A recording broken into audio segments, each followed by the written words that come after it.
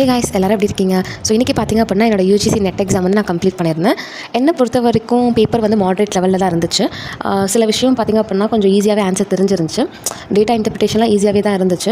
And also சில விஷயம் எனக்கு வந்து உண்மையாகவே நான் ஃபோக்கஸ் பண்ணல. பிகாஸ் நான் ரிவிஷனில் வந்து கொஞ்சம் நான் வந்து கேர்ஃபுல்லாக இல்லை. பிகாஸ் என் டிபார்ட்மெண்ட் பேப்பர் 2 நான் நிறையா ஃபோக்கஸ் பண்ணி படிச்சிட்டேன்.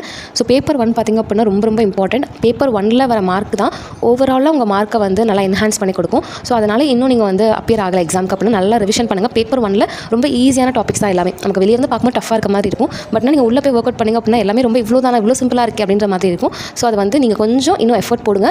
உங்களோட பேப்பர் மட்டுமே ஃபுல்லாக பேப்பர் 2வே அகெயின் படிக்காமல் பேப்பர் 1ல் வந்து நீங்கள் கொஞ்சம் மார்க் ஸ்கோர் பண்ணால் தான் உங்களுக்கு வந்து ஓவரால் மார்க் பார்த்திங்க அப்படின்னா நல்லாயிருக்கும். சரிங்களா? அண்ட் ஆல்சோ இன்னொரு இம்பார்ட்டன்ட் விஷயம் என்ன அப்படின்னா, சில கொஸ்டின்ஸ்லாம் எனக்கு ஞாபகம் இருக்கிறது நான் சொல்கிறேன்.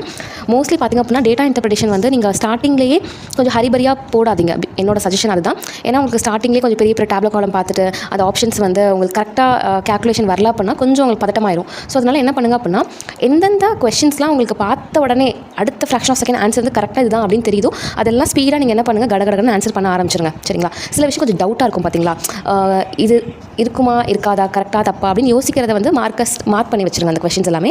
அண்ட் ஆல்சோ நெக்ஸ்ட் பார்த்திங்க அப்படின்னா சுத்தமாக தெரியல, கேல்குலேஷன் நிறையா வருது, மேக்ஸ் நிறையா வருது, நம்பர் சீரிஸ் வருது, இந்த மாதிரி இருக்கிற கொஸ்டின்ஸை வந்து அப்படியே ஸ்கிப் பண்ணிடுங்க.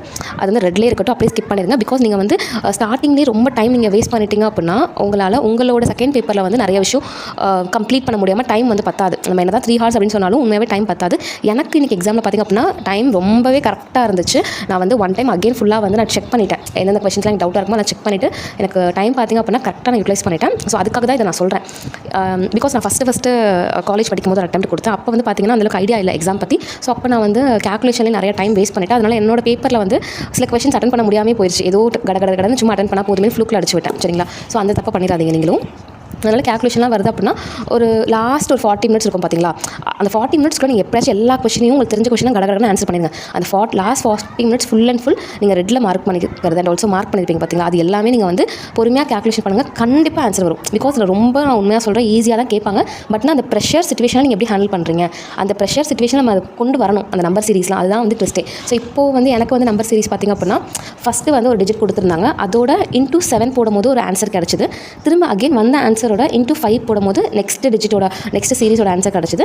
ஸோ அப்போ பாருங்களேன், இது வந்து எப்படி இருக்கும், ஒரு ஆட் நம்பர் சீரிஸ் மாதிரி இருக்குது. into 7 into 5 நெக்ஸ்ட் என்னவாக இருக்கும், கண்டிப்பாக into 3 தான் இருக்கும் ஆட் நம்பர் சீரிஸ். ஸோ அதனால் into 3 நான் வந்து மல்டிப்ளை பண்ணவும் அந்த ஆப்ஷன் பார்த்திங்க அப்படின்னா கரெக்டாக இருந்துச்சு. ஸோ இது வந்து நான் ஸ்டார்டிங்கில் பார்க்கவும் என்னடா இவ்வளோ பெரிய நம்பராக இருக்குது அப்படின்னு எனக்கு ஒரு பயம் வந்துருச்சு. அதனால நான் அதை சுத்தமாக பார்க்கவே இல்லை, லாஸ்ட்டாக தான் நான் பண்ணேன். அண்ட் ஆல்சோ அதே மாதிரி டேட்டா இன்டர்பிரேஷன் ஃபஸ்ட்டு நான் ரீட் பண்ண எனக்கு கொஸ்டினே அண்டர்ஸ்டாண்ட் ஆகலை, ஒன்றுமே புரியல, என்ன கேட்டிருக்காங்க ஒன்றுமே புரியல அப்படின்ற மாதிரி இருந்துச்சு. அகேன் நீங்கள் பொறுமையாக வந்து ரீட் பண்ணும்போது உங்களுக்கு என்ன சொல்ல வராங்க அப்படின்றதே நல்லா புரியும். ஓகேவா? அண்ட் ஆல்சோ நெக்ஸ்ட்டு வந்து இதெல்லாம் பார்த்துக்கோங்க. ரீட் பண்ணலி மெமரி தெரியும் பார்த்தீங்கன்னா. நெக்ஸ்ட்டு பார்த்திங்க அப்படின்னா ட்ரெயின்ஸ் எல்லாம் நல்லா பார்த்துக்கோங்க. ஸ்பீடு, டிஸ்டன்ஸ், ட்ரெயின் இதெல்லாம் பார்த்துக்கோங்க. நெக்ஸ்ட்டு வந்து கண்டிப்பாக சஸ்டைனபிள் டெவலப்மெண்ட் கோல் வந்து எத்தனை இருக்குது, அதில் வந்து என்னென்ன கோல்ஸ் என்ன சொல்லியிருக்காங்க அப்படிலாம் பார்த்துக்கோங்க.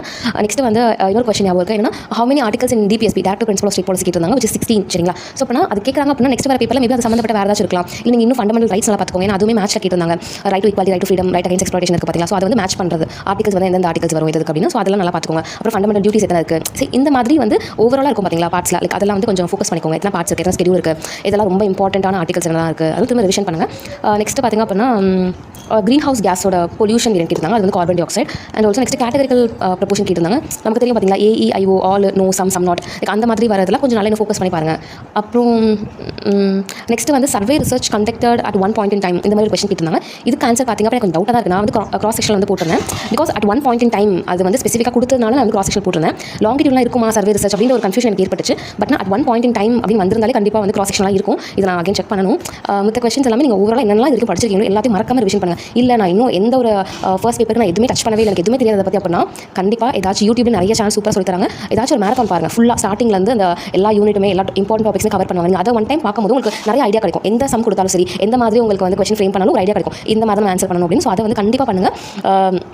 சீரியஸாக சொல்ல போனால் ஒரு 3 days மொத்தமாக இருந்தாலே நீங்கள் எல்லா மேரத்தானையும் உட்காந்து பார்த்தீங்கனாலே உங்களுக்கு நிறைய ஐடியா கிடைக்கும். கண்டிப்பாக அது ரொம்ப யூஸ்ஃபுல்லாக இருக்கும். ஸோ அதே மாதிரி உங்களுக்கு டிபார்ட்மெண்ட் பேப்பர் பொறுத்த வரைக்கும் நீங்கள் இது வரைக்கும் படிச்சிருப்பீங்க பார்த்தீங்களா, அது எல்லாத்தையும் நல்லா ரிவிஷன் பண்ணுங்கள், ரீகால் பண்ணுங்கள். அதே மாதிரி அதுக்குமே நிறைய வந்து சேனல்ஸ் வந்து மேரத்தான் போட்டிருப்பாங்க, இம்பார்ட்டன்ட் MCQ போட்டிருப்பாங்க. அதெல்லாமே ரொம்ப ஹெல்ப்ஃபுல்லாக இருக்கும் லாஸ்ட் மினிட்ல உங்களுக்கு. சரிங்களா? ஸோ அதெல்லாம் ஒன் டைம் பார்த்துட்டு அதுக்கப்புறம் நீங்கள் இது வரைக்கும் படிச்சதமே ரிவிஷன் பண்ணுங்கள். உண்மையாகவே உங்களுக்கு பெஸ்ட்டாக கொடுக்க முடியும். அண்ட் ஆல்சோ டைம் நல்லா மேனேஜ் பண்ணிக்கோங்க. ஸோ இந்த விஷயம் தான் நீங்கள் ரொம்ப கேர்ஃபுல்லாக பார்க்கணும். சரிங்களா? ஸோ கண்டிப்பாக நீங்கள் எக்ஸாம் எழுதி முடிச்சுட்டு எப்படி எழுதுனீங்க அப்படின்னு எனக்கு வந்து கமெண்ட்ஸ் பண்ணுங்கள். சரிங்களா? ஸோ பார்க்கலாம் எல்லாரும் எப்படி எழுதிருக்காங்க, உங்களோட ஒப்பீனியன்ஸ், உங்களோட சஜஷன்ஸ் எல்லாமே கொடுங்க. Thank you so much. பை.